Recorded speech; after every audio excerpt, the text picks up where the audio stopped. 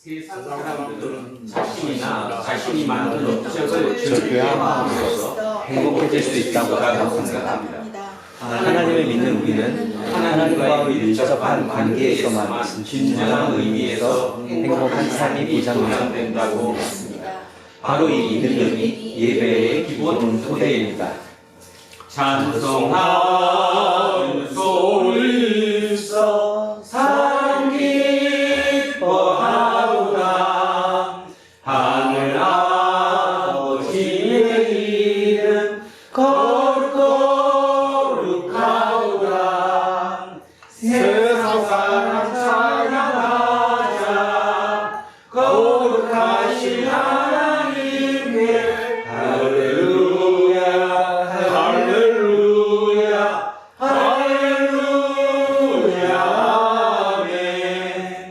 하나님 내 나라 권세 영원토록 있도다. 하나님의 영광 나라 거룩하도다. 하늘 보좌 계신 주님 세상 주관하시도다. 할렐루야 할렐루야 할렐루야 아멘. 하나님의 크신 섭리 그 뜻대로 되도다. 우리 아버지의 뜻을 거룩하도다. 주여 속히 임하셔서 기쁜 나를 주옵소서.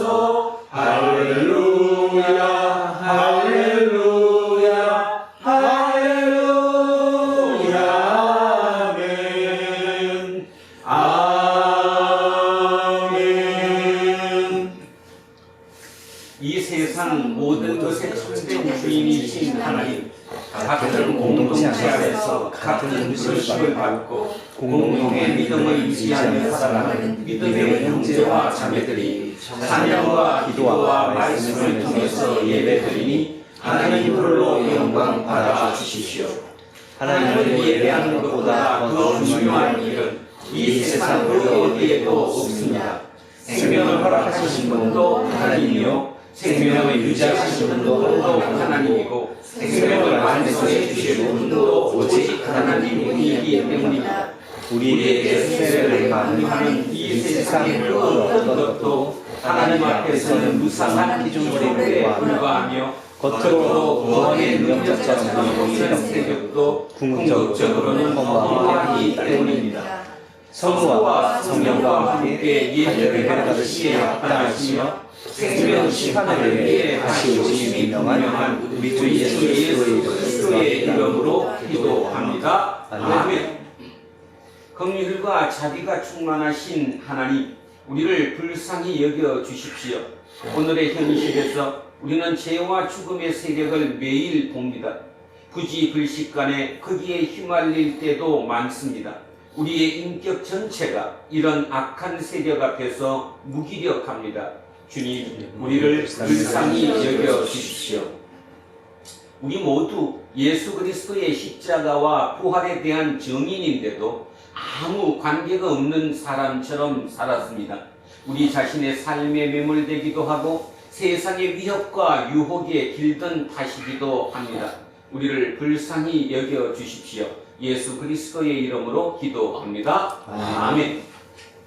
기도합니다.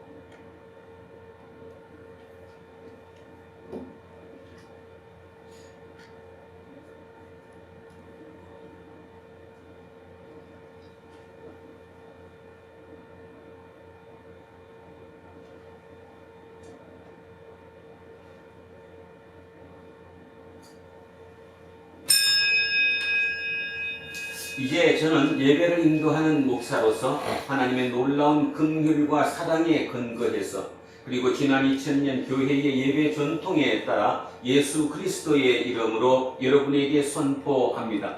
여러분이 지금 아랜 모든 죄는 용서받았으니 그것으로 다시는 두려워하지 말고 오히려 기뻐하면서 이웃의 잘못도 용서하십시오. 아멘. 다 자리에 앉아 주십시오.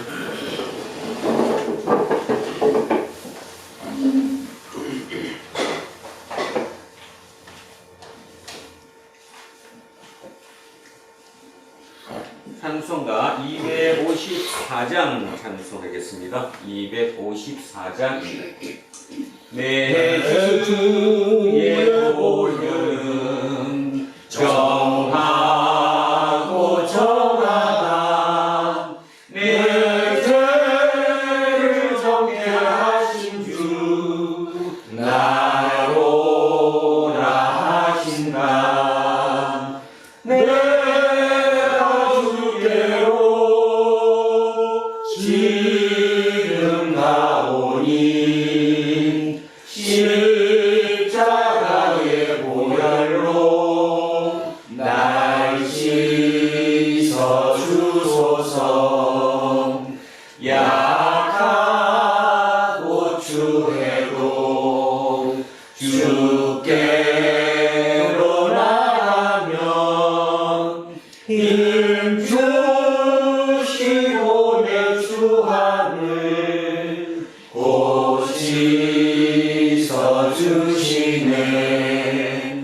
내가 주께로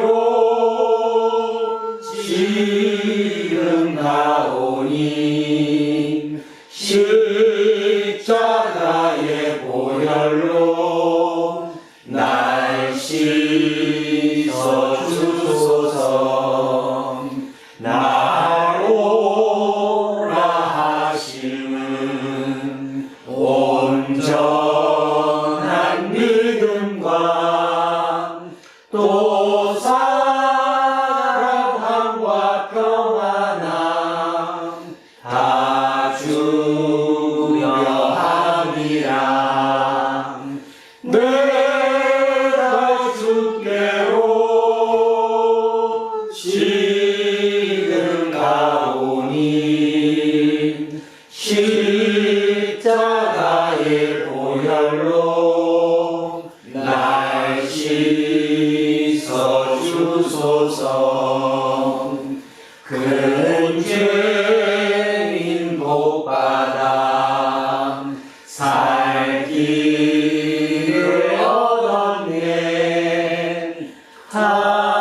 한없이 넓고 큰 은혜 베풀어 주소서. 내가 주께로 지금 가오니 십자가의 보혈로 날 씻어 주소서. 그 피가 맘속엔 큰 증거 됩니다. 내 기도 소리 들으사 다 허락하소서. 내가 주께로 지금 가오니 십자가의 보혈로 날 씻어 주소서. 아멘.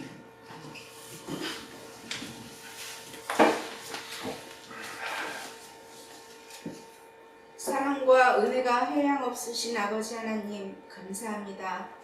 저희 삶을 온전히 주관하여 주시니 감사합니다. 미미한 저희 존재를 아버지의 큰 그림 안에 한 조각으로 삼아주시니 더더욱 감사합니다. 지난 한 주간은 특별히 아버지와 더욱 함께한 시간들이었습니다. 순간순간마다 아버지의 한없는 사랑을 체감하며 무릎 꿇고 순종을 다짐하는 시간을 허락하시니 아버지 감사합니다. 이 땅의 시간이 영원하지 않음을 새삼 깨달았습니다. 이 땅에 아버지의 나라를 건설하는 역군으로서의 삶을 작심하는 저희 도랑로 교인들의 마음을 받으사 작디 작은 씨앗이나마 심을 수 있도록 역사하옵소서. 이 땅에 아버지의 나라가 이루어지지 않았음을 탄식하고 좌절하는 자가 아니라 육신의 끝날까지 소망을 버리지 않는 아버지의 아름다운 자녀로 살아가기를 소망합니다. 이루게 하여 주시옵소서. 모든 말씀을 예수 그리스도의 이름으로 기도합니다. 아멘.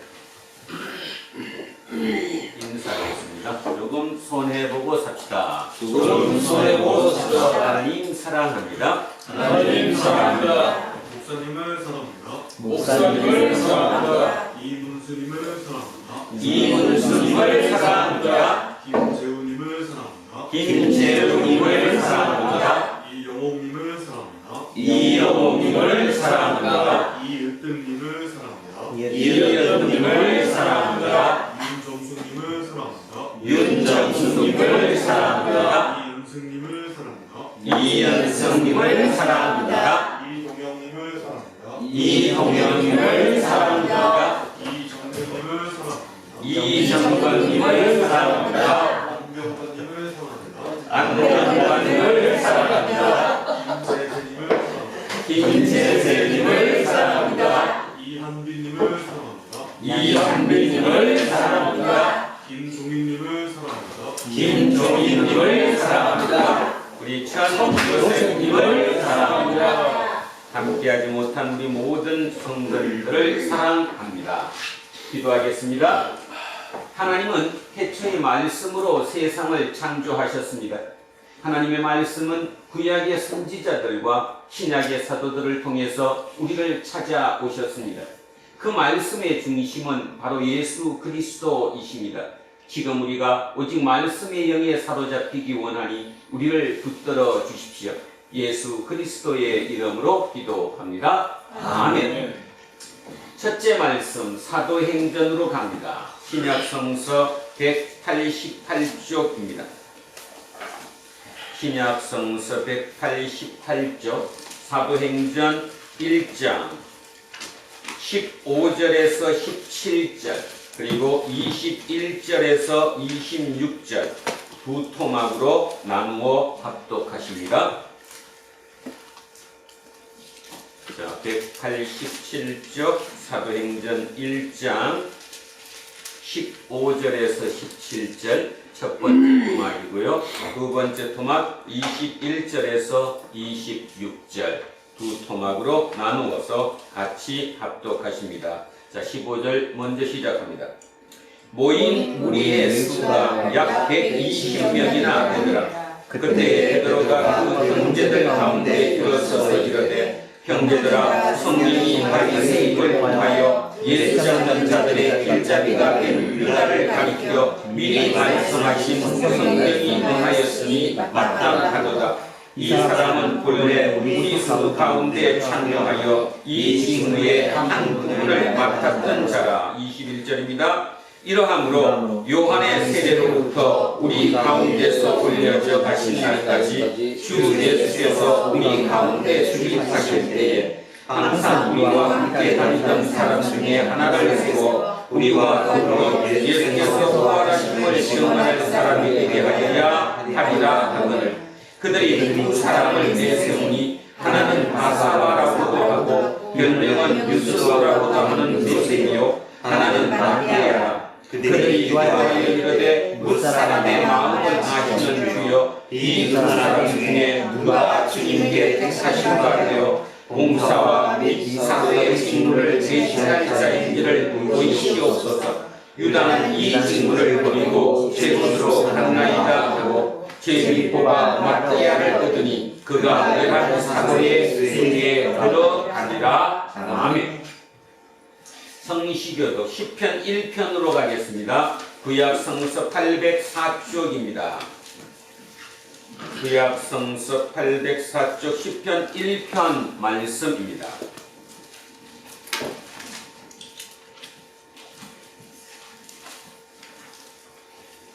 자, 시작합니다. 복 있는 사람은 악인의 길을 따르지 아니하며 죄인들의 길에 서지 아니하며 오만한 자들의 자리에 앉지 아니하고 오직 여호와의 율법을 즐거워하여 그의 율법을 취하고 묵상하는도다. 그는 시냇가에 심은 나무가 철을 따라 열매를 맺으며 그 잎사귀가 마르지 아니함 같으니 그가 하는 모든 일이 다 평통하리로다. 악인들은 그렇지 아니하며 오직 바람에 나는 태워와 같도다. 그러므로 악인들의 심판을 듣지 못하며 죄인들이 의인들의 모임에 들지 못하리로다. 무릇 의인들의 길은 여호와께서 인정하시나 악인들의 길은 망하리로다. 아멘. 둘째 말씀입니다. 요한 1서로 가겠습니다. 신약성서 392쪽입니다. 찬송가 바로 앞쪽입니다. 392쪽 요한 1서 5장 9절에서 13절 말씀입니다. 392쪽 요한 1서 5장 9절에서 13절까지 말씀. 자, 찾으셨으면 시작하겠습니다. 만일 우리가 사람들의 증언을 받을진대 하나님의 증거는 더욱 크도다. 하나님의 증거는 이것이니 그의 아들에 대하여 증언하신 것이니라. 하나님의 아들을 믿는 자는 자기 안에 증거가 있고 하나님을 믿지 아니하는 자는 하나님을 거짓말하는 자로 만드나니 이는 하나님께서 그 아들에 대하여 증언하신 증거를 믿지 아니하였음이라. 또 증거는 이것이니 하나님이 우리에게 영생을 주신 것과 이 생명이 그의 아들 안에 있는 그것이니라. 아들이 있는 자에게는 생명이 있고 하나님의 아들이 없는 자에게는 생명이 없느니라. 내가 하나님의 아들의 이름을 믿는 너희에게 이것을 쓰는 것은 너희로 하여금 너희에게 영생이 있음을 알게 하려 함이라. 아멘. 셋째 말씀 요한복음으로 내려옵니다. 앞쪽으로 넘기셔서 145쪽입니다. 145쪽 요한복음 3장 1절에서 15절까지 말씀입니다. 요한복음 3장 1절에서 15절 말씀입니다. 자, 시작합니다. 그런데 바리새인 중에 니고데모라는 사람이 있으니 유대인의 지도자가 그가 밤에 예수께 와서 이르되 라삐여 우리가 당신은 하나님께로부터 오신 선생인 줄 아나이다. 하나님이 함께 하시지 아니하시면 당신이 하시는 이 표적을 아무도 알 수 없음이니이다. 예수께서 대답하여 이르시되 진실로 진실로 내게 이르노니 사람이 거듭나지 아니하면 하나님의 나라를 볼 수 없느니라. 니고데모가 이르되 사람이 늙으면 어떻게 날 수 있사옵나이까? 두 번째 모태에 들어갔다가 날 수 있사옵나이까? 예수께서 대답하시되 진실로 진실로 내게 이르노니 사람이 불과 성령으로 나지 아니하면 하나님의 나라에 들어갈 수 없느니라. 육으로 난 것은 육이요 영으로 난 것은 영이니 내가 내게 거듭나야 하겠다는 말을 놀랍게 여기지 말라. 바람이 이리로 불매 내가 그 소리는 들어도 어디서 와서 어디로 가는지 알지 못하노니 성령으로 난 사람도 다 그러하니라. 니고데모가 대답하여 이르되 어찌 그러한 일이 있을 수 있나이까? 예수께서 그에게 대답하여 이르시되 너는 이스라엘의 선생으로서 이러한 것들을 알지 못하느냐? 진실로 진실로 내게 이르노니 우리는 아는 것을 말하고 본 것을 증언하느라. 그러나 너희가 우리의 증언을 받지 아니하는도다. 내가 땅의 일을 말하여도 너희가 믿지 아니하거든. 하물며 하늘의 일을 말하면 어떻게 믿겠느냐? 하늘에서 내려온 자, 곧 인자 외에는 하늘에 올라간 자가 없느니라. 모세가 광야에서 뱀을 드는 것 같이 인자도 드려야 하리니 이는 그를 믿는 자마다 영생을 얻게 하려 하심이니라. 아멘. 오늘 주신 말씀 로마서 7장 7절에서 13절까지 말씀입니다. 로마서 7장 7절에서 13절 말씀입니다. 천천히 생각하시면서 자 오늘 주신 말씀 같이 합독하십니다. 그런즉 우리가 무슨 말을 하리요? 율법이 죄냐? 그럴 수 없느니라. 율법으로 말미암지 않고는 내가 죄를 알지 못하였으니 그 율법이 참되지 말라 하지 아니하였더라면 내가 참심을 알지 못하였습니다.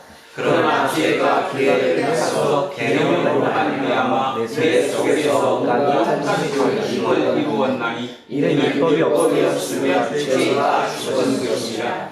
전에 율법을 깨닫지 못했을 때에는 내가 살았더니 계명이 이름에 죄를 사랑하고 나는 죽었더라. 생명에 이르게 할 그 계명이 내게 대하여 도리어 사망에 이르게 하는 것이 되었도다. 죄가 기회를 타서 계명으로 말미암아 나를 속이고 그것으로 나를 죽였느니라. 이로되 율법은 거룩하고 계명도 거룩하고 의로 평화하다. 그런즉 선한 것이 내게 사망이 되었느냐? 그럴 수 없느니라. 오직 죄가 죄로 드러나기 위하여 선한 것으로 말미암아 나를 죽게 만들었으니 이는 계명을 말미암아 죄로 이미 죄되게 하려 함이라. 아멘. 자, 오늘은 식욕과 식탐 그리고 율법과 죄라는 제목으로 하나님의 말씀의 은혜를 함께 나누고자 합니다. 자, 오늘 본문은 이렇게 출발을 합니다. 7절 바로 들어갑니다. 그런즉, 자, 그런즉, 그렇다면 그런즉 앞에 뭐가 있다는 거죠? 자, 앞에 6절을 같이 한번 합독하십니다. 자, 성경책 찾으시고 6절입니다. 6절이 뭐였기 때문에 7절에 그런즉이라고 했을까? 자, 6절 제가 읽습니다. 이제는 우리가 얽매였던 것에 대하여 죽었으므로 율법에서 벗어났으니 이러므로 우리가 영의 새로운 것으로 섬길 것이요 율법 조문에 묵은 것으로 아니할지니라. 그런즉 이렇게 나왔어요. 결국 지난주의 핵심이 뭐였습니까? 율법에서 벗어나는 것. 율법 시에게서 뭐해서 이혼하고 새로운 은혜와 결혼을 다시 한, 재혼한 그 개념이라고 얘기했죠. 자, 그런즉 결국 율법에 대해서 지금까지 우리가 설교를 듣고 또 로마서를 지금 읽어가면서 느꼈던 감정이 뭐냐 하면 율법이 되게 나쁜 것 같아요. 그죠? 그리고 율법의 부정적인 측면을 골라서 얘기한 거예요. 이유가 뭐였죠? 왜 율법을 부정적인 면으로만 계속 묘사를 했을까요? 사도 바울의 그 마음이 도대체 어떤 뜻이었을까요? 이유가 뭡니까? 지금까지 우리 설교를 들어본 바에 의하면 율법은 뭐가 문제가 돼요? 우리를 구원할 수 없어요. 그 말의 의미는 율법은 옳다 그러다 이게 죄다 이런 정죄는 할 수 있지만 이 율법을 통해서 우리가 새로운 생명, 영생을 얻을 수는 없어요. 그래서 영생을 얻기 위해서 사도 바울이 그 율법에서 벗어나라 이렇게 얘기한 거예요. 그래서 지난주 6절까지의 말씀의 핵심은 율법에서 우리가 해방됐어요. 내가 죽었어요. 십자가에 예수 그리스도와 함께 못 박아 죽음으로 인해서 율법에서 벗어났다라는 거죠. 그러다 보니까 어떤 사람이 이런 질문이 가능하다는 거예요. 어떤 질문이 가능하냐 하면 그렇다면 율법이 죄냐? 이렇게 질문할 수 있다는 거죠. 율법이 죄냐? 이런 질문을 하는 거예요. 그죠? 그런 질문이 가능하다라고 지금 사도 바울은 얘기하는 거예요. 그러니까 사도 바울 입장에서는 지금 자기가 가만히 글을 쓰면서 또 그들에게 전달하면서 얘기를 들어보니까 계속 부정적인 측면만 골라서 얘기를 하다가 보니까 사람들이 그런 질문이 가능하겠구나. 그래서 거기에 대해서 자문자답하는 거죠. 자, 천천히 다시 읽겠습니다. 그런즉 쉽게 말해서 우리가 율법에서 벗어났어요. 율법에 대해서 죽었어요. 그래서 우리는 자유롭게 되었어요. 그렇다면 그 율법이 죄냐? 우리가 무슨 말을 하리요? 율법이 죄냐? 그럴 수 없느니라. 답이 나왔죠. 율법이 죄냐? 이렇게 묻는다면 절대로 그럴 수 없다. 율법은 죄가 아니다라는 거죠. 깊이 들으셔야 합니다. 언뜻 들으면 뭔 말인지 몰라요. 그 말이 그 말 같아요. 율법이 죄냐? 거기에 대한 답은 절대로 그럴 수 없다. 그러면 뭐냐? 율법으로 말미암지 않고는 내가 누구예요? 우리들이지만 지금 이 글을 쓰는 입장에서 이 내가 누구냐고? 사도 바울이죠? 자, 사도 바울이 자기 고백하는 겁니다, 지금. 내가 죄를 알지 못하였으니 곧 율법이 탐내지 말라 하지 아니하였더라면 내가 탐심을 알지 못하였으리라. 탐내지 말라고 하는 그 율법의 계명을 내가 몰랐다면 뭐를 몰랐다? 탐심이 죄라는 걸 알지 못했다라는 거죠. 오늘 굉장히 중요한 얘기를 하고 있습니다. 자, 탐심을 탐하지 말라. 10계명 중에 몇 계명이죠? 10계명 10가지 계명 중에 몇 번째 계명이에요? 10번째 계명. 그게 탐하지 말라. 직접 찾아보겠습니다. 출애굽기 20장 갑니다. 출애굽기 20장.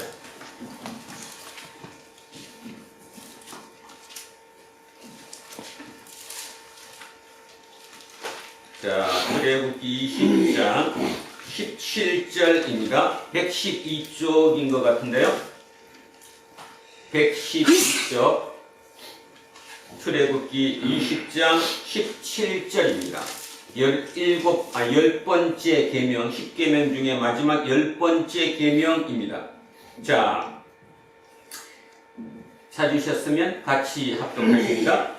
내 이웃의 집을 탐내지 말라. 내 이웃의 아내나 그의 남종이나 그의 여종이나 그의 수나 그의 낙이나 무릇 내 이웃의 소유를 탐내지 말라. 탐내지 말라. 탐내지 마는 것은 겉으로 드러나요? 아니면 은폐되어 있어요? 마음 속에 있는 거죠. 그래서 겉으로 누가 볼 수 있는 게 아니라 드러나지 않는 거예요. 그런데 잠깐 그 이웃 위에 있는 거 12절부터 한번 해보겠습니다. 12절에 내 부모를 공경하라. 13절에 살인하지 말라. 14절에 간음하지 말라. 15절에 도둑질하지 말라. 16절에 내 이웃에 대해서 거짓 증거하지 말라. 이 계명은 실제로 행위로 드러나요? 안 드러나요? 드러나요. 그죠? 행위로 드러나는 거죠. 자, 간음하지 말라, 살인하지 말라, 도둑질하지 말라, 부모를 공경하라. 이런 거는 직접 어떤 행위로, 내 행동으로 드러나는 거예요. 그러니까 모든 사람이 볼 수 있는 건데 반해서 탐하지 말라, 탐내지 말라는 보이지 않는 거예요. 마음속에 있는 거예요. 마음속에. 그죠? 네. 그러니까 잘 생각해 보셔야 돼요. 사도 바울은 10계명을 정확하게 알았어요, 몰랐어요? 알았어요. 그 사람은 율법학자예요. 그죠? 율법에 공부를 그렇게 많이 하는 사람이에요. 지금으로 따지면 천재예요, 천재. 신학 박사라니까요. 그랬던 그가 그 율법을 얼마나 많이 읽고 얼마나 많이 알았겠어요. 그런데입니다. 그런데 그는 자기가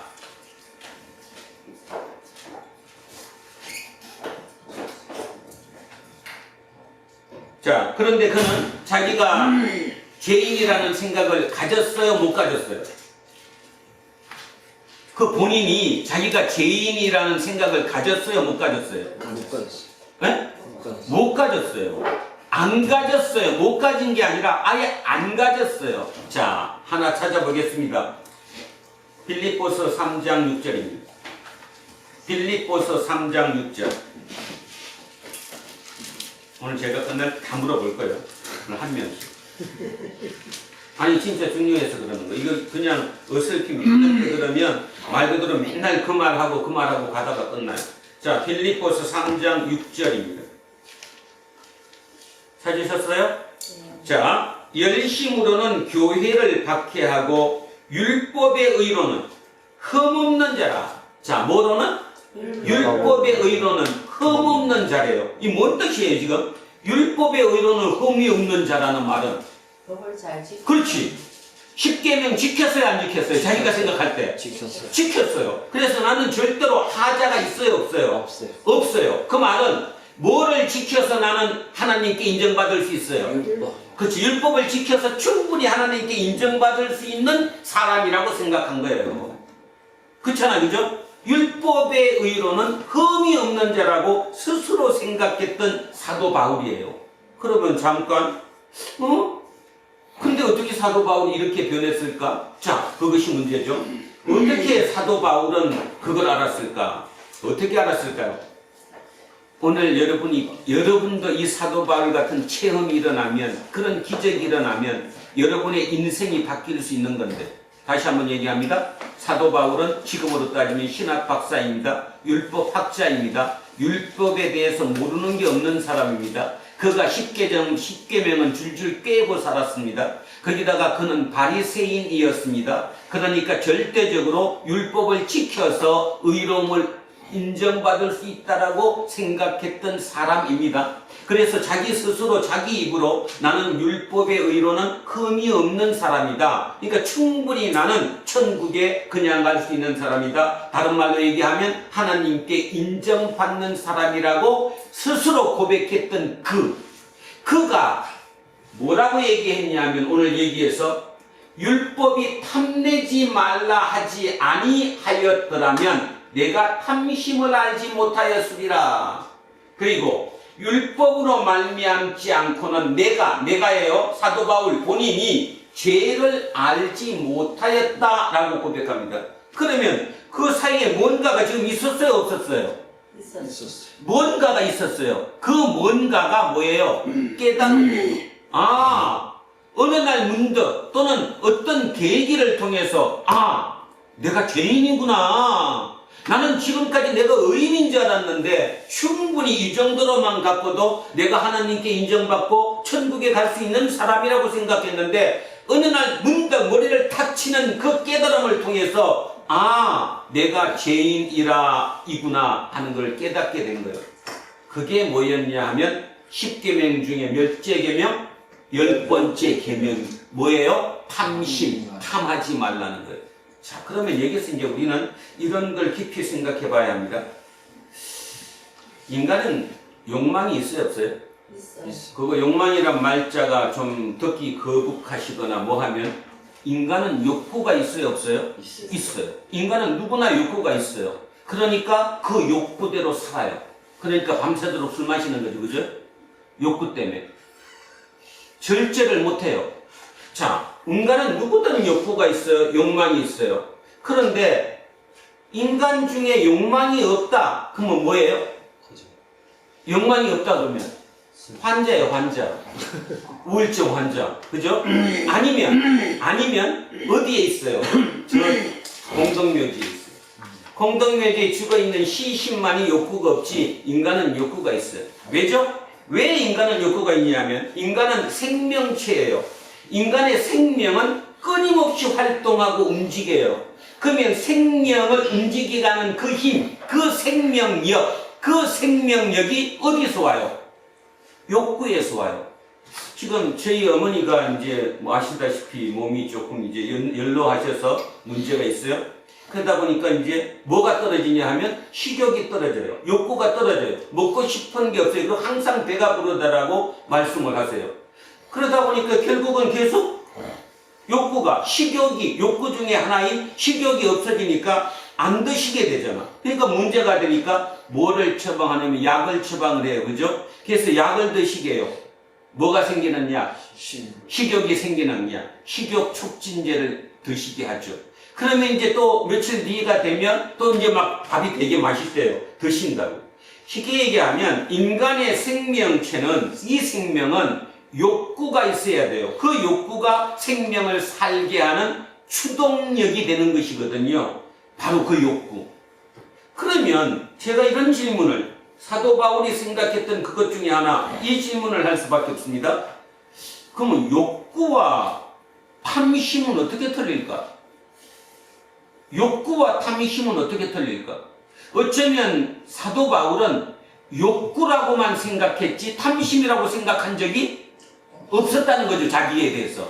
그러니까 자기는 율법의 의로는 흠이 없다라고 생각한 거예요. 그렇다면 그게 뭐냐는 거예요. 욕구와 탐심은 어떻게 차이가 날까? 어떻게 차이 날까요?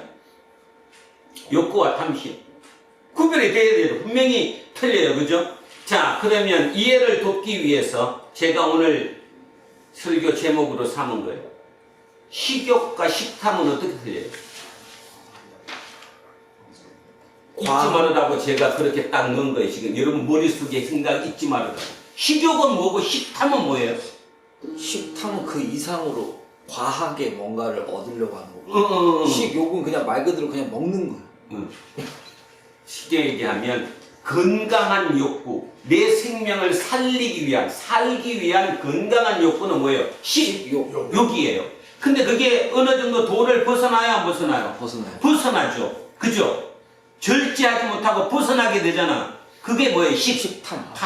그래서 우리는 식탐. 요즘 시대는 어떤 시대예요? 식탐의 시대. 뭐 털기만 하면 식탐 먹는 얘기밖에 안 해요. 그죠? 그리고 뭐 엄청나게 먹어요. 막 그렇게 먹고 사는가 몰라. 그런데도 그걸 당연히 그냥 쳐다봐요. 그리고 우리 스스로도 그런 식탐에, 그죠? 쌓여갖고 많이 먹는 경우도 있어요. 자, 식욕과 식탐은 분명히 구별해야 합니다. 식욕은 사람을 살리는 거예요, 죽이는 거예요? 살리는 거예요. 식탐은 사람을 죽이는 거예요, 결국 우리를 죽게 만드는 게 식탐이라는 거예요. 그럼 이걸 구별할 수 있어야 돼요, 없어야 돼요? 있어야 돼요. 그 구별하는 기준이 뭐라는 겁니까? 율법이라는 거예요. 율법에 정해져 있으면 그 율법을 기준해서 요거는 식탐이야, 요거는 식욕이야, 구별한다라는 거예요. 이 구별. 그래서 그걸 벗어나는 식탐은 뭐가 되는 거고 죄가 되는 거고, 그죠? 식욕은 정당한 욕구가 되는 거라는 개념입니다. 그래서 식욕과 식탐에 구별하는 방법, 그 머리를 생각하면서 모든 곳에 식욕과 식탐이 있듯이 탐심이 있다는 사실. 그러면 다시 한 번 더 반복합니다. 그 똑똑한 천재인 사도 바울이 십계명을 그렇게 수십 번, 수백 번, 수천 번, 수만 번 읽으면서 그렇게 살려고 애썼던 바리새인인 그 스스로, 그리고 그 스스로 자기 입으로 고백하건대 나는 율법의 의로는 흠이 없는 사람이다. 그 말은 다 지키고 살아왔다 라고 고백했던 그가 어떻게 갑자기 그 십계명 중에 마지막 탐하지 말라는 그게 어떻게 깨달음이 왔을까? 오늘 우리에게, 우리 두란노 공동체 우리 모든 식구들에게, 저를 비롯한 우리 모두에게 성령님께서 그 깨달음을 주시기를 소망합니다. 그거예요, 그거. 그러면 결국 사도 바울도 어느 날 성령이 임하셔서 그 성령에 의해서 깨달음이 왔겠죠. 물론 이제 제가 추측하건대 그 성령의 임하심으로 자기가 지금 탐심이 있다라는 것을 깨닫게 된 원인 중에 하나가 어쩌면 예수님의 말씀을 누군가를 통해서 들었기 때문일지도 몰라요. 자, 마태복음 산상순에 나오는 것 중에 여러분 이거 있잖아. 마음속에 음욕을 품어도 뭐다? 무슨 죄다? 간음죄다. 그죠? 마음속에 미움이 차도 무슨 죄다? 살인죄다. 누가 말씀하셨어요? 예수님. 자, 살인하지 말라는 율법은 죄예요, 죄 아니에요? 율법, 그러면 죄가 되는 거예요. 그죠? 간음하지 말라도 죄예요. 그 율법이에요, 율법. 아까 우리 읽었어요. 아까. 자, 살인하지 말자, 간음하지 말자. 그러면 말 그대로 우리가 누가 살인했다, 누가 간음했다는 것은 행동으로 드러나는 거예요. 근데 예수님은 뭐라고 말씀하셨냐면 행동으로 드러나기 이전 어디에 있을 때부터 마음속에 그걸 품고 듣고 있을 때부터 못하는 거예요. 죄. 죄라는 거예요. 혁신적인 생각이 온 거죠. 그 얘기를 듣는 순간 그 천재 사도 바울이 뭔가에 깨달음. 온 거예요. 아, 실제로 내가 행위론 드러나지 않았더라도 마음 속에 있을 때부터 이미 그게 뭐구나? 죄구나. 이걸 깨달은 거 아니겠어요? 그러니까 십계명을 다시 보니까 10번째 계명에 자기가 걸리는 거예요. 왜 걸려요? 탐심이니까. 그럼 잠깐. 여러분은 이런 얘기 들으면서도 나는 탐심 없어. 나는 절대로 뭐 그냥 그 정도 아니야. 밥 먹을 때도 조금만 먹고 양으로 끝나지. 이렇게 생각할지 모릅니다. 식욕만, 식탐만 얘기를 하는 게 아니잖아요. 탐심이라는 게 얼마나 크냐. 자, 우리 여러 번 들었던, 최근에 들어와서 참 우리 자주 접했던 것 중에 하나, 부자 청년 이야기 있습니다. 기억나시죠? 누가복음 18장의 부자 청년 이야기. 다시 한번 더 봅니다. 누가복음 18장 한번 가보십시오. 누가복음 18장. 자, 이걸 통해서 탐심에 대해서 다시 한번 생각해 보겠습니다. 자, 부자 청년이 예수님을 찾아왔어요. 20절부터 제가 읽습니다. 20절. 누가복음 18장 20절. 126쪽쯤에 있습니다. 126쪽쯤에 누가복음 18장 20절. 자, 부자 청년이 예수님께 찾아왔어요. 그랬더니 예수님이 이렇게 말씀하시는 거예요. 내가 계명을 안 하니 간음하지 말라, 살인하지 말라, 도둑질하지 말라, 거짓 증언하지 말라, 내 부모를 공경하라 하였느니라. 좀 전에 읽었던 이게 뭐예요? 십계명이잖아요. 십계명이죠? 좀 전에 우리 출애굽기에서 읽었던 자, 하였느니라. 21절. 여짜오되 이것은 내가 어려서부터 다 지켰나이다. 지금 이거는 어려서부터 내가 다 지켰습니다. 그러면 누구랑 지금 똑같죠? 사도 바울이랑 똑같죠? 그러면 이 부자 청년도 마음속에 어떤 게 있겠어요? 나도 어렵다. 율법의 의로는 흠이 있다 없다? 없다라고 생각했겠죠. 그랬는데 22절. 예수께서 이 말을 들으시고 이르시되 내게 아직도 한 가지 부족한 것이 있으니 내게 있는 것을 다 팔아 가난한 자들에게 나눠주라. 그리하면 하늘에서 내게 보화가 있으리라. 그리고 와서 나를 따르라 하시니 그 사람은 큰 부자이므로 이 말씀을 듣고 심히 근심하더라. 결국 예수님을 따랐어요? 돌아갔어요? 자, 여기서 분명히 사도 바울과 똑같은 개념으로 간음하지 말라, 살인하지 말라, 부모를 공경하라, 그죠? 이 모든 행위로 인한 율법을 이 부자 청년도 지켰다라고 고백하는 거예요. 그런데 예수님은 그 지켰다는 그 청년에게 뭔 얘기를 하느냐 하면 너 재산 많지? 너 그 재산 다 팔아가지고 가난한 사람들에게 논아줘. 그리고 나를 따라와. 이렇게 얘기했다라는 거예요. 그런데 그 청년은 그거를 받아들이지 못하고 이유가 뭐예요? 부자이므로. 부자란 말은 뭐예요? 재산이 많다 안 많다? 많다. 자, 이 청년이 지금 뭐를 어겼습니까? 이 청년이 율법을 지금 다 지켰다고 얘기했는데 예수님은 다 지키지 않았다고 지금 얘기하는 거잖아요. 뭐를 못 지켰어요? 십계명에 뭐를? 맨 끝에 뭐? 탐심을. 왜? 탐심은 드러나요? 안 드러나요? 안 드러나요. 마음속에 있는 거니까. 탐심을 갖고 있는 거예요. 율법을 지키지 않은 거예요, 지금. 그런데 본인은 깨달은 거지, 그죠? 그러면 그 탐심이 뭡니까?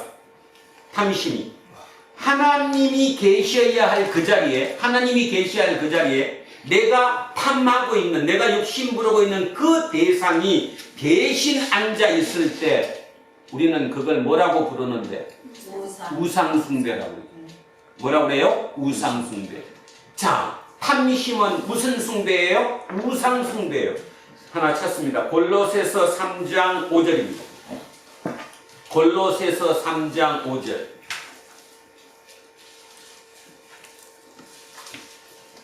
몇 쪽쯤입니까? 골로새서 3장 5절.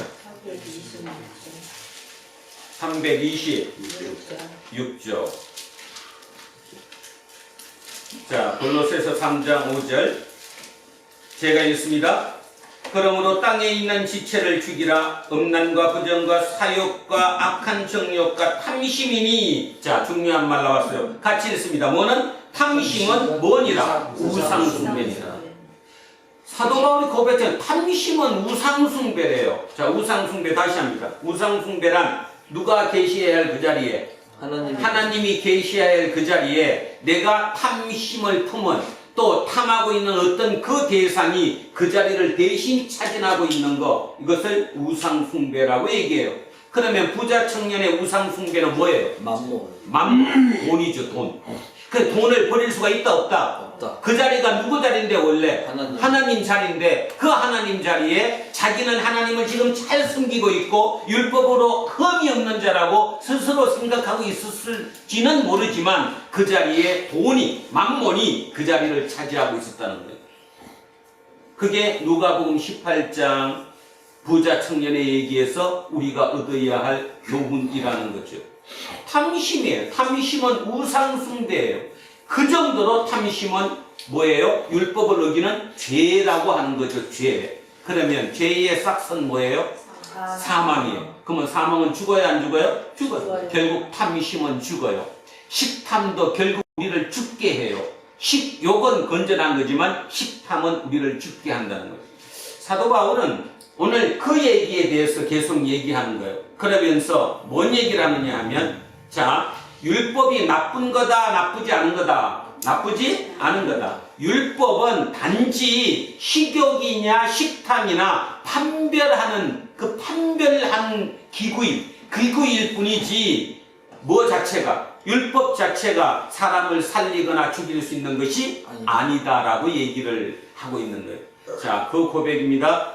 지금 우리 뭐 하고 있느냐 하면, 지난주에 얘기했던 거, 율법으로 벗어났습니다. 율법으로부터 해방되었습니다. 그러면 이렇게 율법의 부정적인 면으로서 해방됐다고 얘기하니까 어떤 질문이 나올 수 있냐 하면, 그러면 율법이 죄입니까? 이런 질문이 나올 수 있다는 거예요. 그 질문에 대해서 사도 바울은 뭐라고 얘기하느냐 하면, 절대로 율법은 죄가 아니다라고 얘기하는 거예요. 그러면 율법이 왜 죄가 아니냐를 알아야 된다라는 거죠. 자, 율법의 죄가 아닌 이유는 바로 율법은 판단하는 기준이라는 거예요.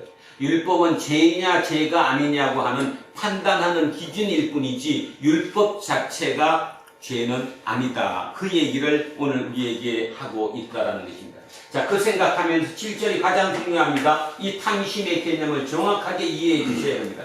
같이 한번 7절 다시 읽습니다. 시작! 그런즉 우리가 무슨 말을 하리요? 율법이 죄냐? 그럴 수 없느니라. 율법으로 말미암지 않고는 내가 죄를 알지 못하였으니 곧 율법이 탐내지 말라 하지 아니하였더라면 내가 탐심을 알지 못하였으리라. 이해가시죠, 충분히? 자, 그런 율법이 없었다면 내가 죄인인지 나는 몰랐다라는 거예요. 그러면서 8절에 이렇게 얘기합니다. 그러나 죄가 휘해를 타서 계명으로 말미암아, 자, 이거에 대해서 보충 설명합니다. 여기는 율법이라고 그랬고 여기는 계명이라고 그랬고 계속 반복해서 쓰는데 이게 어떤 의미냐? 자, 율법은 좀 큰 넓은 범위를 율법이라고 얘기한다면, 계명은 좁은 범위를 의미한다고 생각하면 돼요. 결국 율법과 계명은 같다 안 같다? 같은 거다. 같은 건데 표현을 그렇게 한 이유는 율법은 조금 넓은 범위를 얘기하고 그 다음에 계명은 좁은 범위를 생각한다. 그렇게 넣으시면 돼요. 자, 그래서 다시 하면 죄가 기회를 타서 계명으로 또는 율법으로 말미암아 내 속에서 온갖 탐심을 이루었대요. 그러니까 이걸 보면 저를 비롯한 여러분, 듣는 여러분 모두 내 속에, 내 무의식에, 내가 생각하지 못했던 내 속에 탐심이 우글우글해요, 안 해요? 해요. 우글우글해요. 그래서 누군가가 그걸 살짝 건드리기만 해도 막 그냥 폭발하고 나타난다라는 거죠. 그런 개념이에요. 그래서 계명으로 말미암아 내 속에서 온갖 탐심을 이루었나니 이는 율법이 없으면 죄가 죽은 것이니라. 자, 앞에 요 얘기를 이해를 조금 돕기 위해서 자, 창세기로 한번 가보겠습니다. 창세기 3장. 창세기 3장. 맨 앞쪽입니다. 자, 창세기 3장에 가면 1절에 뱀이 사단이 유혹을 하죠. 자, 유혹을 합니다. 뭐라고 유혹하느냐 하면 3장 제가 1절을 읽겠습니다. 뱀은 여호와 하나님이 지으신 들짐승 중에 가장 간교하니라. 뱀이 여자에게 물어 이르되 하나님이 참으로 너희에게 동산 모든 나무의 열매를 먹지 말라 하시더냐? 자, 여기 계명이 뭐예요? 지금 읽은 거의 계명이 뭐죠? 지금 뱀이 사단이 여자 이브에게 또는 하와에게 뭐를 물었어요? 하나님께서 동산에 있는 나무 중에 모든 나무의 열매를 먹지 말라고 하시더냐? 이렇게 물었잖아요. 그런데 여자가 2절에 여자가 뱀에게 말하되 동산 나무의 열매를 우리가 먹을 수 있으나 동산 중앙에 있는 나무의 열매는 하나님의 말씀에 너희는 먹지도 말고 만지지도 말라 너희가 죽을까 하노라 하셨느니라. 우리 얘기하는 뭐예요? 이게 선악과. 선악과는 먹으라 먹지 말아라. 먹지 마. 그게 계명이잖아요. 그죠? 선악과는 먹지 말라. 다른 건 다 먹어도 좋다. 그러나 동산 중앙에 있는 선악을 알게 하는 저 나무의 열매는 먹지 말라라고 분명히 하나님께서 말씀하셨어요. 이게 뭐예요? 계명이잖아. 하나님의 계명. 그런데 뱀은 뭐라고 속였냐 하면 자 4절입니다. 뱀이 여자에게 이르되 너희가 결코 죽지 않는다. 하나님이 죽는다고 얘기했지 거짓말이야. 절대로 죽지 않는다. 너희가 그것을 먹는 날에는 너희 눈이 밝아져 하나님과 같이 되어 선악을 알 줄 하나님이 아심이니라. 여자가 그 나무를 본즉 먹음직도 하고 보암직도 하고 지혜롭게 할 만큼 탐스럽기도 한 나무인지라. 여기서 계명에서 뭐가 됐어요? 이거대로 하면 계명으로 말미암아 내 속에 온갖 뭐가 일어났어요? 탐심이 일어났어요. 자, 뭐가 탐심이에요? 먹음직, 보암직, 탐스러운 것. 그러면 잠깐 이게 오늘 생겼어요? 옛날부터 있던 나무예요? 옛날부터 있던 나무예요. 근데 그때는 그 생각을 했어요? 못했어요? 못했어요. 전혀 못했어요. 아담과 하와가 그거 보면서도 그냥 하나님이 먹지 말라고 그랬으니까 아, 저거는 못 먹는 거야. 우리가 안 먹을 거야. 그래서 그냥 아무 문제가 없었어요. 그런데 뱀이라고 하는 죄가 사단이 유혹을 했어요. 그거 먹어도 돼. 하나님이 너네 먹지 말라고 한 건 거짓말이야. 먹으면 너네 눈이 밝아져. 그 유혹에 넘어가는 순간 속에 있던 뭐가? 탐심, 보암직, 먹음직, 그죠? 그다음 뭐지 하나 더? 먹음직하고 보암직하고 뭐야 또 하나? 예? 아니 이 들었다. 뭐라 그랬지? 탐스럽기도 하고, 그죠? 자, 그 탐스럽기도 하고. 이 모든 것이 다 결국은 내 속에 있었던 거예요. 누구 속에 있었던 거예요? 아담과 하와 속에 묻혀 있었던 거예요. 그 묻혀 있던 것이 그 계명을 통해서 사단이 또는 죄가 유혹함으로 말미암아 속에서 덜끓었다는 것. 이게 그 얘기예요. 그 생각하면 이 얘기가 충분히 이해가 가죠? 이거는 아담과 하와의 얘기일 뿐 아니라 우리 모두의 얘기예요. 지금까지 나한테는 전혀 신경도 안 쓰였어요. 관심도 없었어요. 근데 어느 날 문득 누군가가 살짝 이렇게 나를 유혹하는 거예요. 죄가 유혹하니까 내 속에 있던 게 그냥 막 들끓어서 일어나는 거죠. 그거 그렇게 됐다라는 얘기를 하고 있는 거예요. 기억 한번 하십시오. 아담과 이브도, 아담과 하와도 평소에 하나님의 말씀대로 순종하고 있을 때는 전혀 문제가 없었어요. 그런데 사단의 유혹이, 다른 말로 죄의 유혹으로 말미암아 그 계명을 걸고 하나님께서 이거 먹지 말라고 그랬더냐?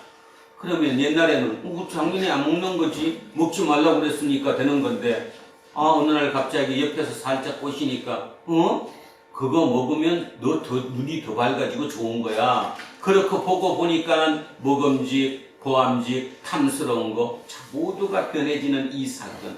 이게 우리 인간의 실존이라는 거죠. 인간의 실존이며 어쩌면 인간의 한계이기도 합니다. 자, 그것이 그거. 그래서 8절 다시 하면 죄가, 그러니까 사단이 죄가 기회를 타서 계명으로 먹지 말라고 한 이 계명으로 말미암아 내 속에서 온갖 탐심을 다 이뤘다. 이해가시죠? 네. 자, 이는 율법이 없으면 죄가 죽은 것입니다. 그럼 뭔 말이에요? 율법이 만약에 없었다면 죄가 죄 돼요, 안 돼요? 안 돼. 안 돼요. 근데 율법이 있으니까 율법을 기준으로 죄가 됐다라는 거죠. 자, 그래서 8절 얘기였습니다. 7절, 8절 얘기, 9절 갑니다. 이제부터는 이제 다 얘기했기 때문에 편하게 갑니다. 자, 전에 율법을 깨닫지 못했을 때에는 내가 살았어요. 언제? 율법을 깨닫지 못했을 때가 언제예요? 자기 스스로 뭐라고 고백했던 때? 내가 율법의 의로는 흠이 없다라고 자신했던 그때. 그때 자기는 살아있었어요. 왜? 하자가 없었으니까. 그런데 계명이 이름에, 계명이 이뤘다는 말은 뭐예요? 탐심이 뭐라는 것을, 우상숭배라는 것을, 또는 탐심이 죄라는 것을 내가 깨닫게 되고 난 이후에는 죄는 살아나고 나는 죽었다. 죄가 살았는데 내가 왜 죽어요? 내가 죄인임을 깨닫게 됐잖아요. 사도 바울이 내가 죄인이구나.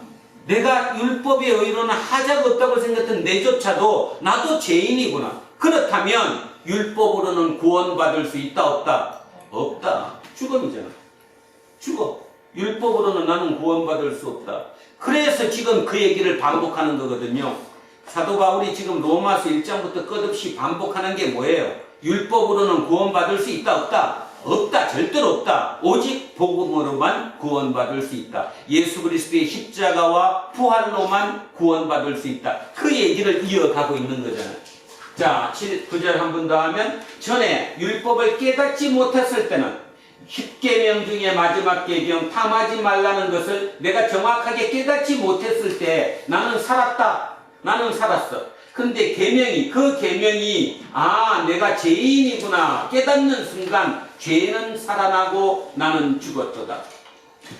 생명에 이르게 할 그 계명이 내게 대하여 도리어 사망에 이르게 하는 것이 되었도다. 말이 어려운 것 같은데도 쉬운 말입니다. 쉽게 얘기하면 뭔 말이죠? 생명에 이르게 할. 자, 계명이, 다른 말로 율법이 어디에 이르어야 되는 건데?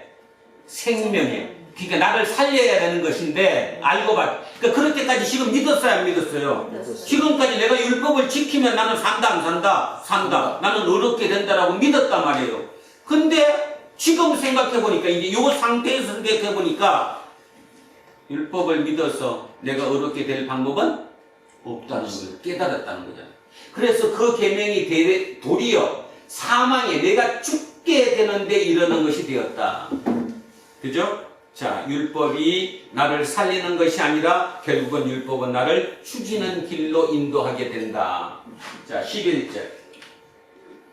죄가 기회를 타서 계명으로 말미암아 나를 속이고 그것으로 나를 죽였는지라.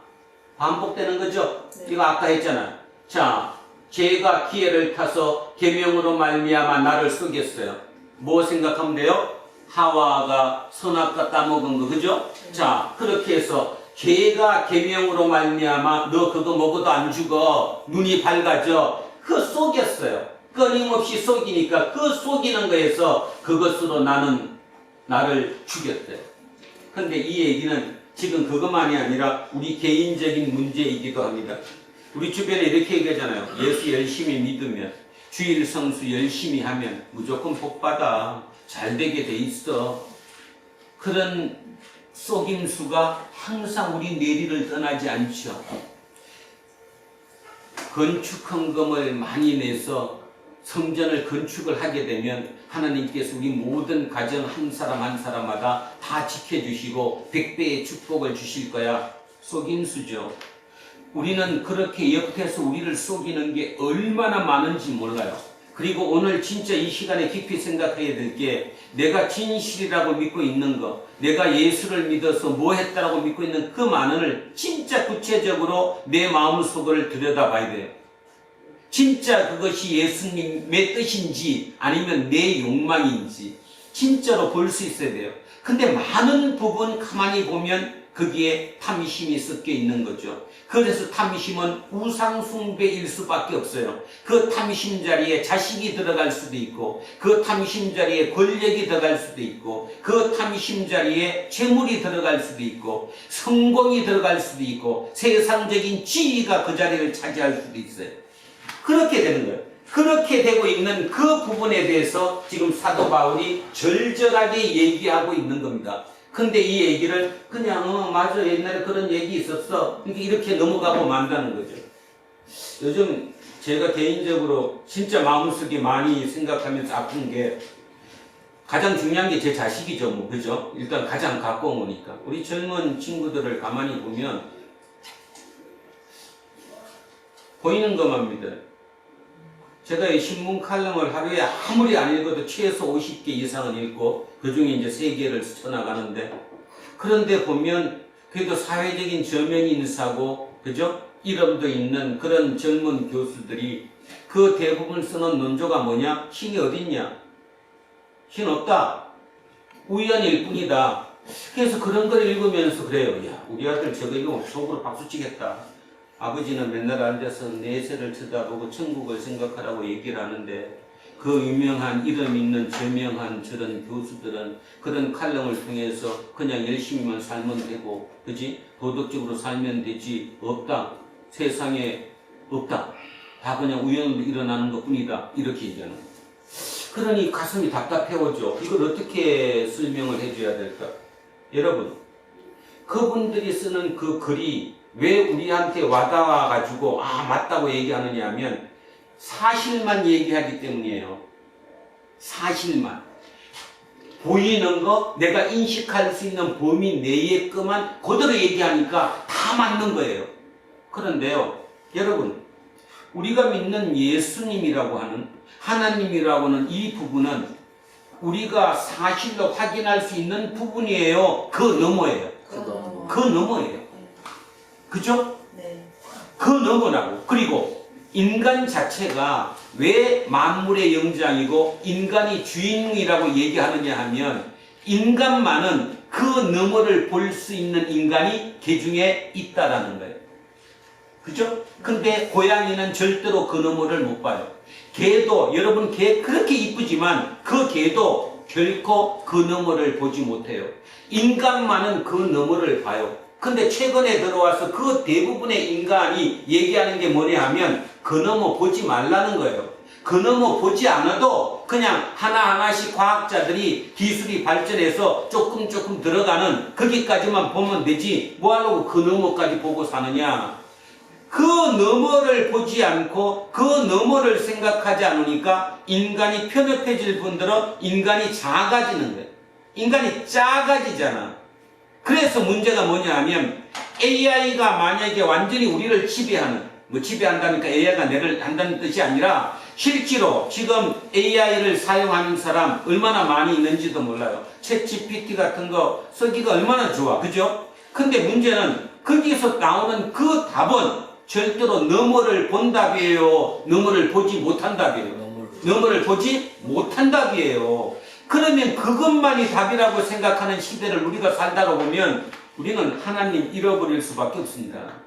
그래서 지금 그것이 가장 안타까워요. 어떻게 저거를 설명해줘야 하나님을 잃어버리지 않을까. 근데 제가 보건대는 제 개인적인 생각인지는 몰라도 많은 부분 하나님을 우리는 잃어버렸습니다. 넘어 생각 안 합니다. 그 안에서만, 눈에 보이고 내가 인식할 수 있는 범위 안에서만 생각합니다. 그러다 보니 흥미가 없죠? 그죠? 그리고 허황된 것 같죠? 맞습니다.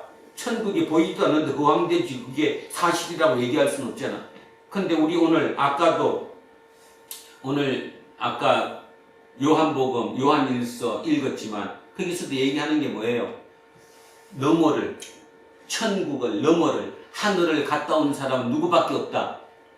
하늘을 다시 돌아가고 하늘에서 내려왔다가 돌아가는 분은 오직 누구밖에 없다라고 아까 읽었잖아요. 예수 그리스도밖에 없다. 그래서 우리는 본 것만 얘기한다. 아까 얘기하지 않았어요? 요한복음에서 우리는 본 것만 얘기한다. 근데 그분이 본 것만 얘기해도 우리는 믿는다 못 믿는다? 못 믿는다. 왜 못 믿느냐 하면 그들이 봤다고 얘기하는 그 본 것이 너머 것이기 때문에 그런 거거든요. 너머 것이기 때문에. 다시 얘기하지만 신앙은 너머 것이 신앙이지 안에 있는 거, 내 인식 범위 안에 있는 게 신앙이 될 수 없는 거예요. 그러니까 다시 한번 부탁드리는데 그 너머가 있다는 사실, 그거를 인식하는 게 인간만이 인식한다는 사실, 그것만 생각하고도 깊이 생각해보면 오늘 사도 바울이 탐심을 깨달았던 것처럼 깨달음이 올 수 있어요. 아, 맞다. 그 깨달음이 나에게 오는 순간 나는 모든 걸 다 얻은 것이고 나는 산 거예요. 나는 산 거라니까? 절대로 죽지 않는다니까 이제부터는. 그게 안 되니까 날마다 죽어가고 있는 거예요. 탐심에. 자, 딴 얘기를 좀 했습니다. 답답해서 했습니다. 지난주에도 그런 칼럼이 두 사람이나 그런 걸 쓰는 걸 보면서 저 정도 되는 영향력을 가진 사람이 저런 거를 쓰면 야, 젊은 사람들은 진짜 박수 치겠다. 목사들도 뭐 우리 아버지보다 저 사람이 더 똑똑하고 더 잘하니까 뭘까? 그래서 참 마음이 답답했어요. 뭘까? 도대체 저걸 어떻게 해야 될까? 오늘 우리 젊은 친구들이 그래도 이 중에 꽤 있으니까 다시 한번 말씀드리는데 신앙은 그 너머를 보는 거지 안에를 보는 것이 아니에요. 그 분들이 얘기하는 것은, 그죠? 저분들이 얘기하는 것은 다 사실이에요. 사실이라는 말은 안에 있다라는 거예요. 우리 눈으로 인식할 수 있다라는 거예요. 그 부분만 얘기하니까 다 맞는 것 같아요. 그런데 다시 한번 말씀드리는데 신앙은 또 우리 인간의 삶은 절대로 그 너머를 볼 수 있는 인간이고 그 삶이라는 사실을 잊지 않았으면 참으로 좋겠습니다. 그러니 우리가 하나님의 아들이 아니라고 누가 감히 얘기할 수 있겠어요? 왜? 나는 그 너머를 볼 수 있으니까. 그래서 그 너머를 볼 수 있다고 생각하면 오늘 이런 말들이, 이 사도 바울이 이 가슴 치면서 얘기하는 이 얘기들이 들어온단 말입니다. 아, 그랬겠구나. 사도 바울이 진짜 가슴 치면서 답답해 했겠구나. 그러니 어떤 얘기로든 해주고 싶었겠구나. 그러니 끝없이 반복하는 거구나. 그거죠. 자, 그래서 11절도 다시 합니다. 반복하는 거예요, 지금. 사도 바울은 지금 한 얘기 갖고 반복하는 거예요. 결국은 뭐와 뭐를 구별하는 거예요, 지금? 욕구와 탐심을 구별하는 거예요. 그 구별. 그럴 때 욕구와 탐심을 구별해야 탐심은 뭐다? 죄다. 이거를 구별하는 기준이 뭐다? 율법이다. 그러니까 율법이 나쁜 것은 아니다. 율법이 자체가 죄가 아니다. 율법은 뭐랑 똑같다? CT나 똑같다. CT 찍어가지고 안에 어떻게 됐다고 보여줄 때 CT가 치료를 할 수는 없지만 CT가 어디가 나쁘다는 걸 알려주기는 하잖아요. 그러니까 CT와 같은 역할을 하는 것이 뭐라고? 율법이다라는 얘기를 지금 하고 있는 겁니다. 자, 11절 다시 한번 읽겠습니다. 죄가 기회를 타서 계명으로 말미암아 나를 속였어요. 사단이 속였어요. 하와를 속였어요. 그것으로 나를 죽게 하였는지라. 자, 사도 바울 자신도 그 계명으로 말미암아 내가 속았기 때문에 죽었어요. 여기서 속았다는 말이 뭐냐 하면 이것이라고 생각하면 됩니다. 사도 바울 입장에서는 부모를 공경하라, 살인하지 말라, 간음하지 말라, 도둑질하지 말라, 이웃을 위해 거짓 증거하지 말라, 다 지켰다는 거예요. 그래서 나는 율법의 의로 흠이 없다라고 분명히 생각했는데 어느 날 그 탐심이라는 개념이 내 속에 들어와서 깨우침으로 말미암아 아, 내가 진 거예요. 그러면 지금까지 거짓말한 거는 뭐예요? 옆에서 부추긴 거는 너처럼 사는 사람이 어디 있냐? 너가 천국 못 가면 누가 가냐? 너 지금 다 지켰잖아. 너 지금 공부도 열심히 했잖아. 하나님 일 열심히 하잖아.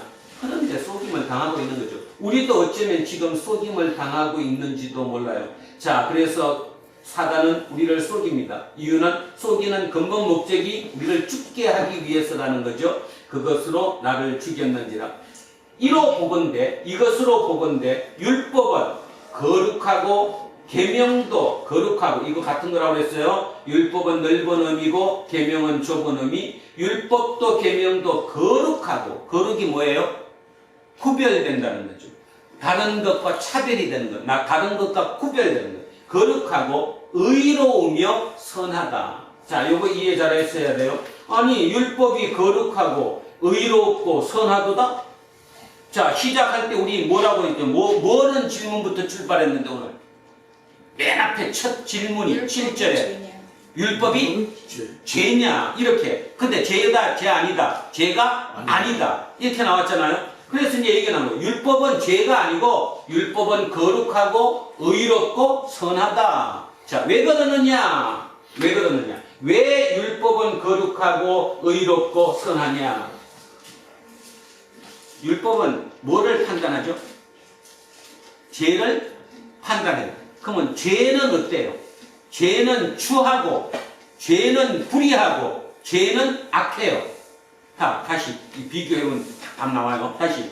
율법은 뭐예요? 거룩하고, 의롭고, 선해요. 그러면 죄는 추하고, 불의하고, 악해요. 그러면 이것을 구별하기 위해서는 서로 대립되는 거니까 당연히 이쪽이 뭐 해야 돼요? 이 죄, 거짓되고, 그죠? 악하고 불의한 이 죄를 판단하기 위해서는 당연히 이 판단하는 기준 이쪽은 거룩하고 의롭고 선해야 하는 거잖아요. 그래서 12절 율법은 이로 보건대 율법은 거룩하고 의롭고 선한 거예요. 이게 이래야지만이 반대쪽 상대, 정제되는 상대가 불의하고 추하고 악하게 되는 게 되는, 그래야지 그게 떨어져 나가게 되는 거잖아요. 자, 그래서 이로 보건대 율법은 거룩하고 계명도 거룩하고 의로우며 선하다. 자, 마지막 13절 그런즉 선한 것이 내게 사망이 되겠느냐? 쉽게 얘기하면 선한 게 지금 뭐죠? 율법. 그 율법이 나를 죽이겠느냐 이 말이에요. 율법이 나를 죽이겠느냐? 율법은 선한 것인데, 율법은 의로운 것인데, 그죠? 그 선한 거, 옳고 거룩한 것이 어떻게 나를 사망으로 이끌겠느냐, 죽음에 이끌겠느냐 이 말이에요. 그럴 수 없느니라. 오직 죄가 죄로 드러나기 위하여 선한 그것으로 말미암아 나를 죽게 만들었다. 쉽게 얘기하면 이게 선한 율법은 뭐를 드러내기 위한 거라는 겁니까? 죄를 드러내기 위한 거라는 거죠. 그래서 율법을 기준했을 때 거룩하지 않고 추한 거, 그 다음에 의롭지 않고 불의한 거, 그 다음에 선하지 않고 악한 거, 이쪽이 죄라는 거예요. 그래서 죄를 드러내기 위해서 선한 그것으로 말미암아 나를 죽게 만들었으니 이는 계명으로 말미암아 죄로 심히 죄되게 하려 함이라. 죄를 더욱더 드러내게 하기 위함이다. 이렇게 표현을 했습니다. 자, 오늘 마무리를 정리를 한번 하고 다시 한번 읽고 마무리 기도하겠습니다. 결국 오늘 가장 중요한 얘기는 이 사도 바울은 지금 율법과 복음에 대해서 끝없이 변정하고 있습니다. 근데 우리 6절까지, 7장 1절에서 6절까지를 보면 율법의 부정적인 측면을 많이 이렇게 대두시켰어요. 그러다 보니까 이런 질문이 나올 수 있다라는 거죠. 그러면 율법이 진짜 죄냐? 이렇게 나왔을 때 그거에 대한 뭐예요? 변명을 하고 있는 거죠. 아니다. 율법이 절대로 죄가 될 수 없다. 그러면서 자기가 자기 고백을 하는 거예요. 내가 옛날에 율법을 잘 몰랐을 때, 다시 얘기하면 정확하게 이해하지 못했을 때 나는 율법의 의론을 흠이 없는 자라고 내가 생각했다. 그런데 어느 날 문득 성령이 내게 임하시고 그래서 내가 깨우침이 오고 나니까 10계명의 마지막 계명 탐하지 말라는 그 탐심이 내 속에 있음을 내가 깨닫게 됐다. 이걸 깨닫게 해준 게 죄다 율법이다. 율법이다. 율법이 그걸 깨닫게 해줬다. 그래서 내가 누군지 알았다. 죄인인지 알았다. 그래서 내가 죄인인지 알았기 때문에 죄인으로서 구원받을 길을 찾기 위해 누구에게 온 거예요, 지금? 예수께 온 거죠. 결국 사도 바울은 예수께 오게 된 이유가 구원받기 위해서 온 거예요. 율법을 통해서는 절대로 구원받을 수 없다는 확신이 있었으니까, 자기가 죄인인지를 정확하게 알았으니까, 죽음으로 가고 있다는 걸 알았으니까 생명으로 가기 위해서 내가 잡은 분, 그분이 누구라는 겁니까? 예수 그리스도. 그래서 내가 잡은 이 예수 그리스도를 당신들도 뭐 해라? 제대로 한번 잡아봐라. 오늘 우리에게도 얘기하는 거예요. 여러분에게 나 먹고 살만 한데요? 뭐 세상에, 목사님 너무 그렇게 설교하지 마세요. 그렇게 하면 할 말이 없지만 실제인데 이게 가짜가 아닌데, 머리가 아무리 똑똑하고 세상적인 실력이 아주 뛰어나다고 하더라도 이게 깨우쳐지지 않으면 모르는 건데, 그러니 계속 딴짓하고 사는 건데, 여기서 이런 얘기는, 그러니까 밖에서 얘기할 때 우리 친구가 저보고 그래요.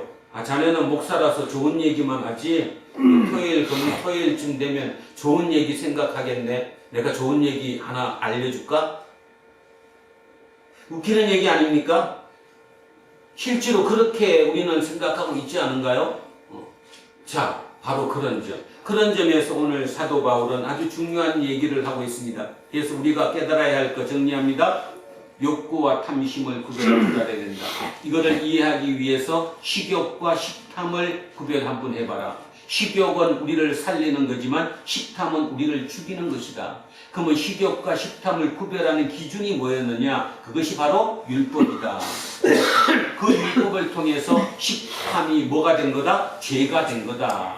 그래서 죄인이다. 죄인이 되고 나니 이제는 구원받을 길이 없어지고 우리는 죽음의 길로 향하고 있는 것뿐이다. 거기에서 돌이켜서 우리는 예수께로 돌아와야 한다. 결국 결론이 그렇게 나는 거 아닙니까?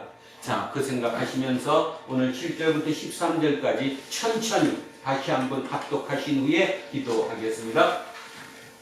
시작합니다.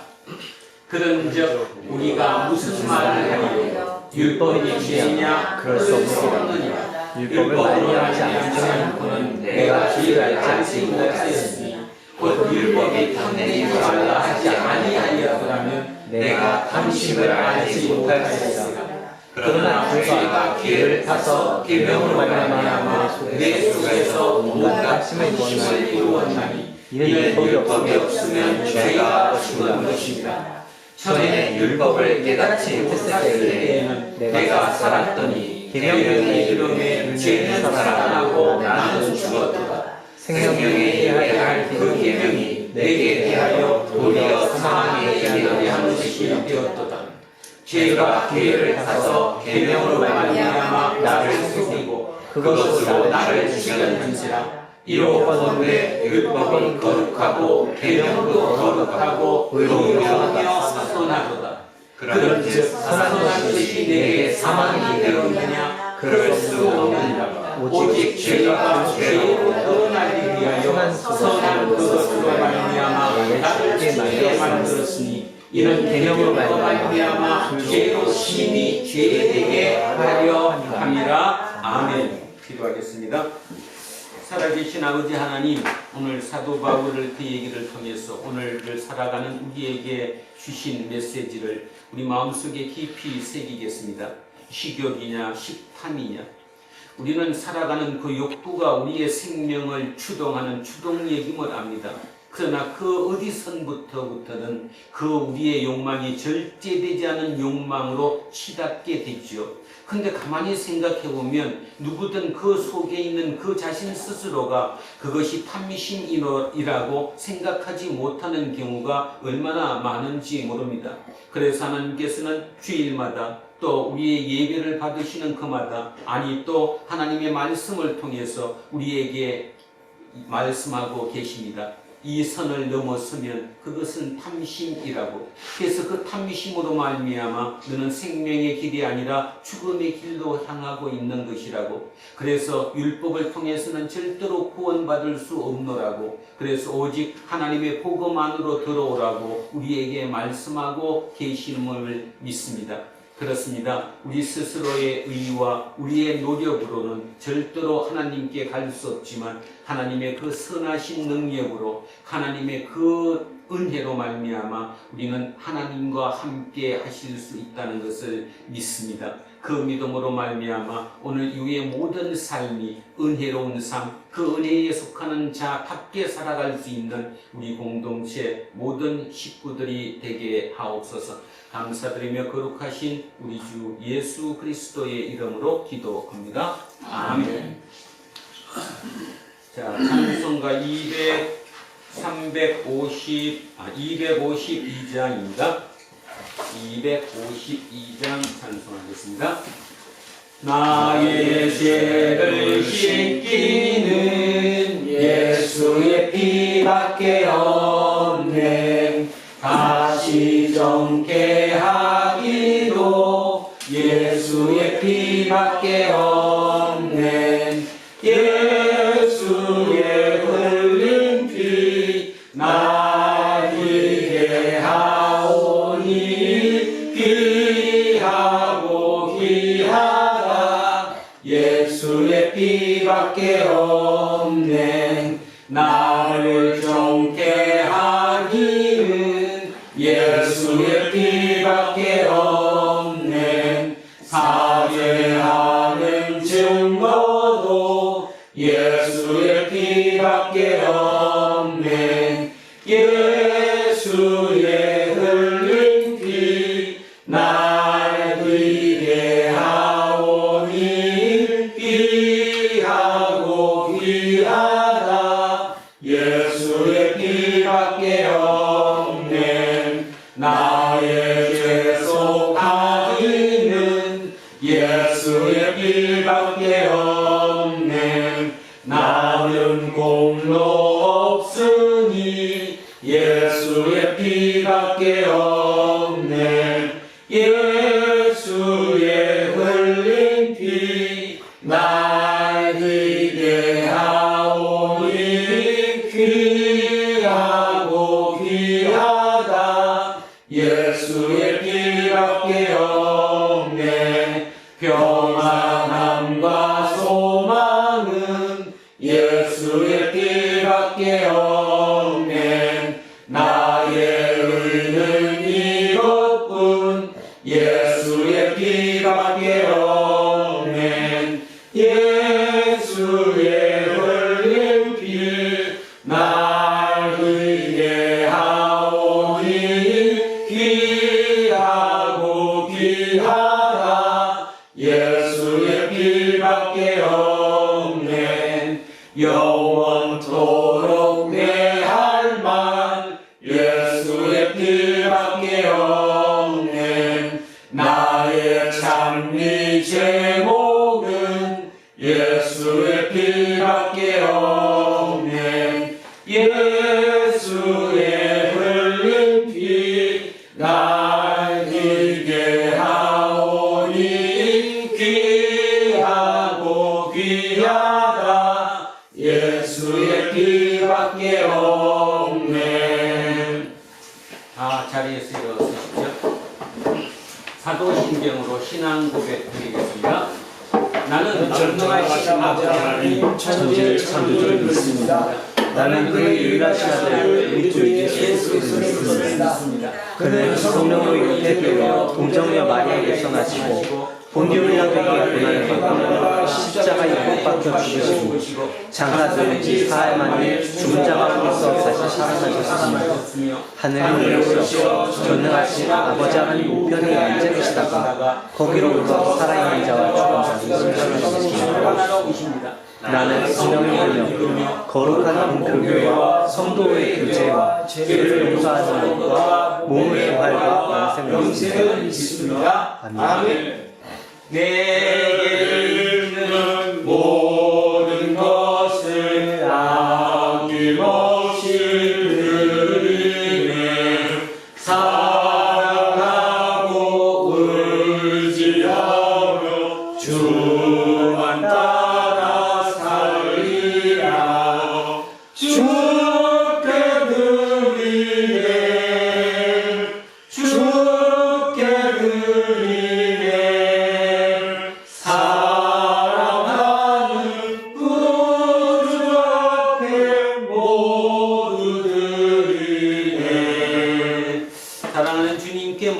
예물로 드립니다. 오늘도 이 예물에 우리의 마음을 담습니다.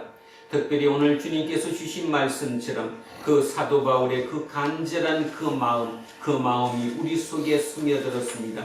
그 스며든 그 마음으로 말미암아 우리의 모든 삶이 욕구와 탐심을 구별할 수 있는, 또 생각할 수 있는 그런 삶을 살겠다고 다짐하는 그 다짐까지 이 예물에 함께 올려드리오니, 이후에 우리의 모든 시간마다 우리의 삶을 인도하시는 성령님께서 우리를 통해 당신의 모습 이 땅에 드러내시옵소서.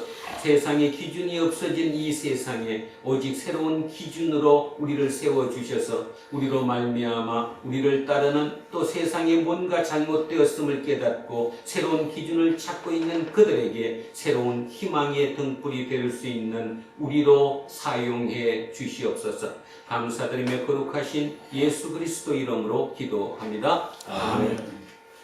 우리는 세상에 읽고 있는 성경이다. 우리는 세상이 원하는 신앙 고백이다. 우리는 세상에 관심 갖는 성도다.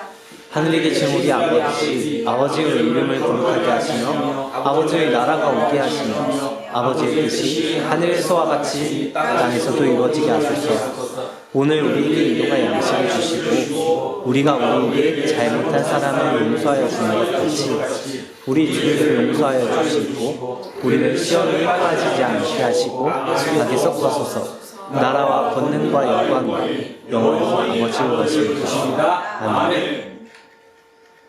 오늘 주신 말씀에 세임 얻어서 세상으로 나가서 살아갈 때에 나 혼자 힘으로 늘 부족하오니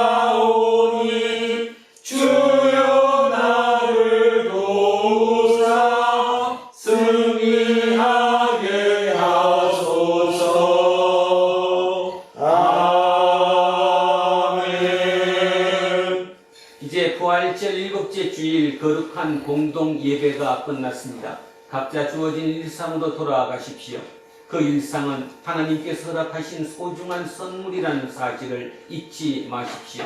거기서 어떤 상황을 만나더라도 믿음의 길을 잃지 말며 특별히 악을 악으로 갚지 않도록 최선을 다하십시오.